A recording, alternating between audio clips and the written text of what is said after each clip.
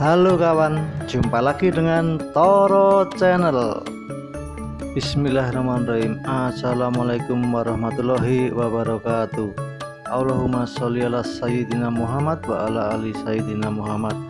Oke kawan, di kesempatan hari ini saya berziarah ya di makamnya Syekh Blablu.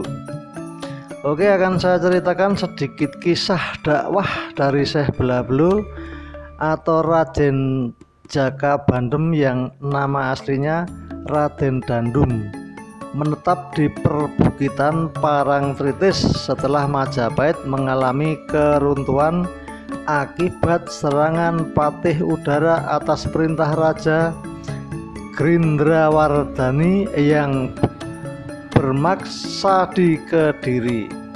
Sedangkan Raja Brawijaya V dan sejumlah pengikutnya menyepi di Gunung Kidul.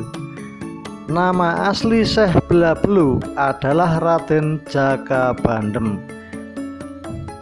Syekh Blablu dan Syekh Damiaking masuk agama Islam mengikuti jejak gurunya, yaitu Panembahan Selohning, yang telah masuk Islam terlebih dahulu setelah beliau kalah dalam berdebat dan beradu ilmu dengan Syekh Maulana Maghribi di pantai Parangtritis.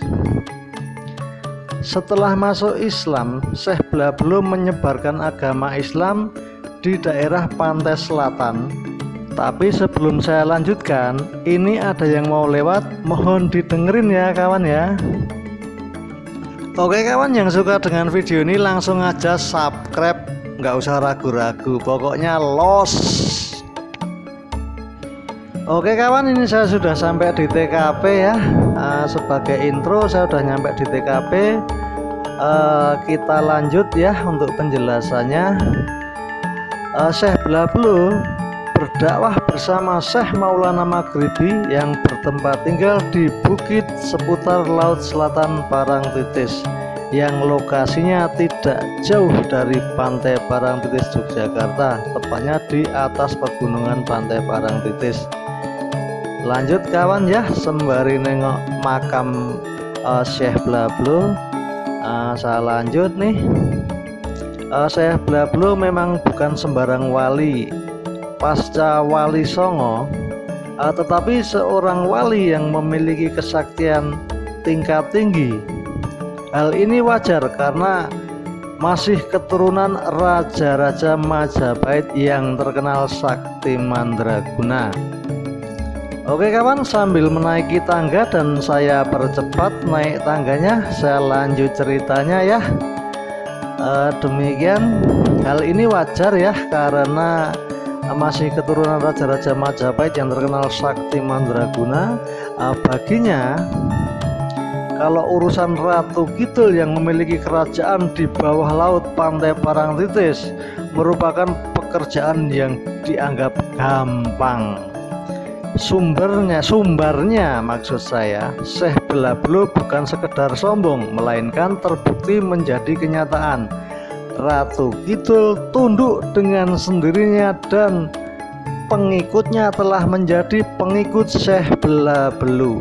Cukup banyak penyembah Ratu Kidul yang masuk Islam setelah bertemu dengan beliau di tengah perjalanan maupun datang ke tempat tinggalnya.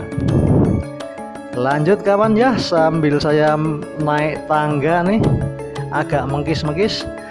Dalam berdakwah di tengah-tengah masyarakat yang menyembah Ratu Kidul, tidak seperti Wali Songo pada umumnya, melainkan dengan caranya sendiri. Mengingat yang dihadapi bangsa lelembut Ratu Pantai Selatan, caranya lebih banyak menggunakan kekuatan tenaga dalam dan kesaktian ilmu gaib.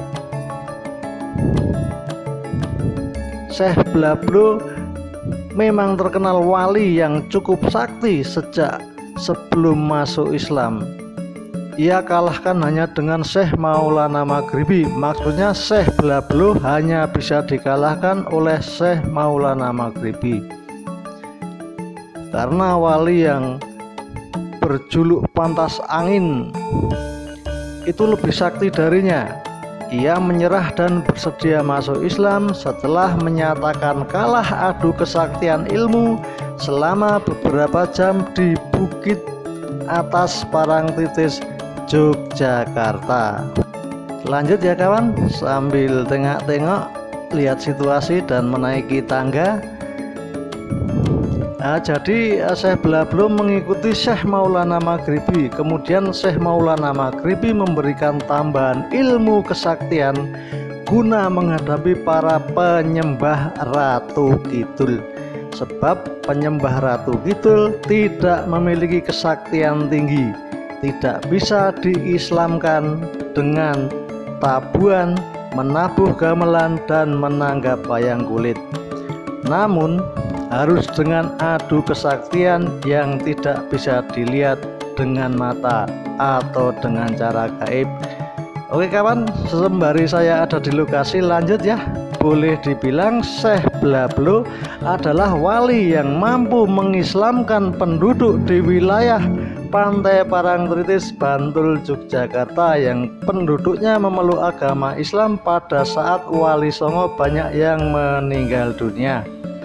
Waktu itu penduduk pantai utara sudah banyak yang masuk Islam, namun penduduk di wilayah pantai selatan belum ada yang beragama Islam.